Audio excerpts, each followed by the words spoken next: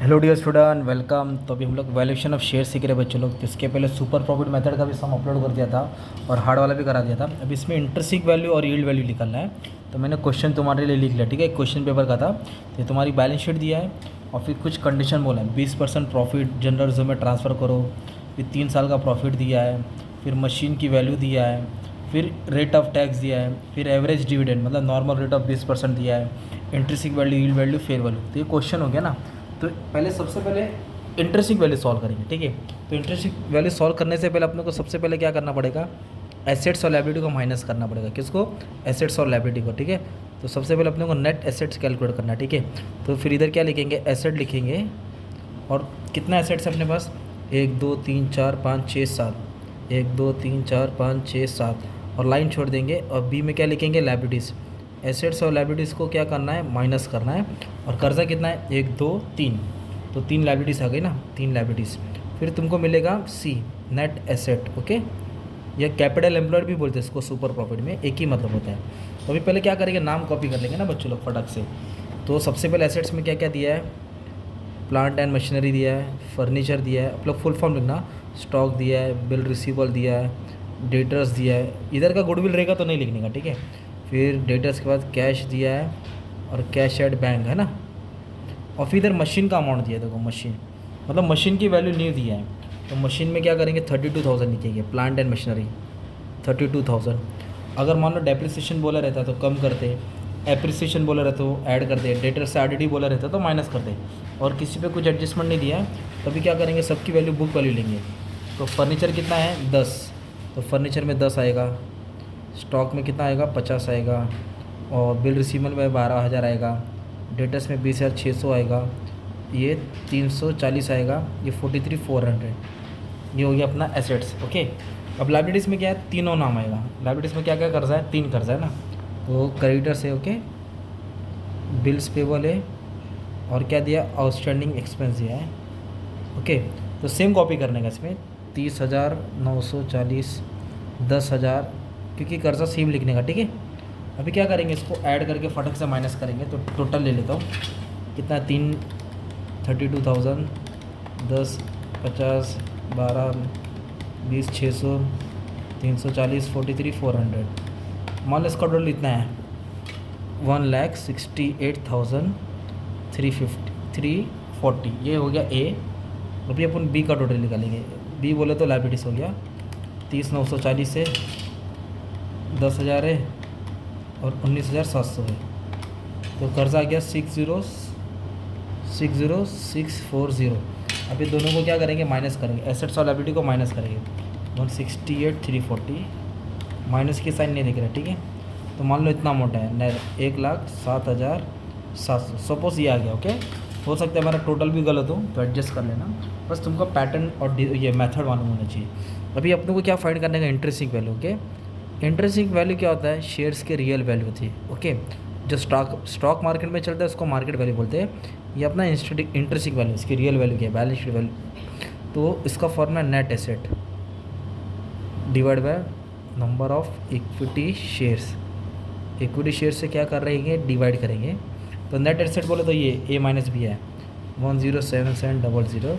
और number of equity shares, तो equity share का अमाउंट 50,000 दिया है और एक शेयर 10 का, तो एक ज़ीरो छुपा देंगे, मतलब टोटल 5,000 शेयर है, ओके। एक ज़ीरो छुपाएंगे तो नंबर ऑफ शेयर्स मिल जाएगा, इधर लिख देंगे 5,000। अभी अपनों का क्या मिल जाएगा, इंटरेस्टिंग वैल्यू। अब एग्जाम में फुल फॉर्म लिखना, ठीक है। तो इंटरेस्टिंग वैल्यू है 21.54। तो उसकी रियल वैल्यू कितना है, 21.54 पर शेयर, ठीक है। तो आधा सम सॉल्व हो गया। क्या सॉल्व किया अपन ने, इंटरेस्टिंग वैल्यू। अभी यील्ड वैल्यू सॉल्व करेंगे। यील्ड वैल्यू सॉल्व करने के लिए ना अपने को क्या करना पड़ेगा मालूम है, यील्ड वैल्यू सॉल्व करें ना, तो सबसे पहले टोटल प्रॉफिट निकालेंगे, ओके। टोटल के बाद क्या निकालेंगे, एवरेज प्रॉफिट। टोटल बोले तो क्या करेंगे, सबको ऐड करना है। तो इधर अपने को लास्ट 3 साल का दिया है, कभी कभी 5 साल का दिया रहेगा तो 5 को ऐड करना है ना। 3 साल के प्रॉफिट को ऐड कर रहे हैं, तो अपने को टोटल प्रॉफिट मिल रहा है, ओके। 3 साल के प्रॉफिट को ऐड कर रहे हैं, कितना है, 27,500, 39,400, 36,600। तो टोटल प्रॉफिट हो गया 1,03,500। अभी ये टोटल है ना, अभी अपने को एवरेज निकालना है। एवरेज मतलब क्या करेंगे, इसको डिवाइड करेंगे नंबर ऑफ़ ईयर। तो नंबर ऑफ़ ईयर कितना है 3, क्योंकि 3 साल है ना, 5 साल रहेगा तो 5 से डिवाइड करेंगे, तो ये एवरेज है 34,500। ओके, अब ये जो एवरेज प्रॉफिट है ना, अब इसमें से ये निकालेंगे हम लोग, फ्यूचर मेंटेनेबल प्रॉफिट। इसमें मतलब क्या होता है, जो भी अमाउंट कट पिट करके बचता है ना वो आएगा, ठीक है, फ्यूचर मेंटेनेबल प्रॉफिट। तो पहले क्या लिखा, एवरेज प्रॉफिट लिखा 34,500, फिर पहले टैक्स माइनस करेंगे, फिर ट्रांसफ़र, जनरल रिजर्व का ट्रांसफ़र माइनस करेंगे, फिर एफएमपी मिलेगा। तो टैक्स इधर दिया है, कितना टैक्स रेट दिया है 50%। तो टैक्स रेट कितना दिया अपने को 50% दिया, ठीक है बच्चों लोग, वो चढ़ा मेढ़ा हो रहा है यार। हाँ, तो टैक्स रेट दिया 50%, तो इसके ऊपर 50% टैक्स देना है। 50% बोले तो इतना 17,250, तो बचेगा भी कितना 17,250।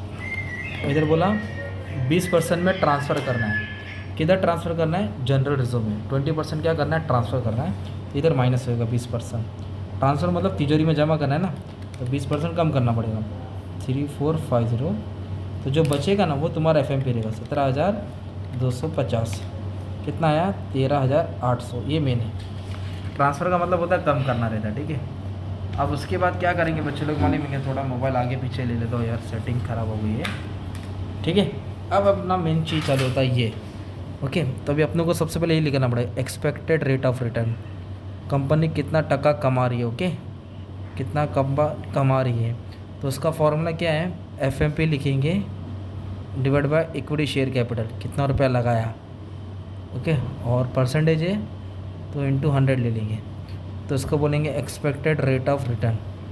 तो एफएमपी, तो ये अपना प्रॉफिट है 13,800, इतना रुपया तुमने कमाया ना यार, और लगाया कितना था 50,000, 50,000 लगा के 13,800 मिला, तो ये अपना हो गया एक्सपेक्टेड रेट ऑफ रिटर्न।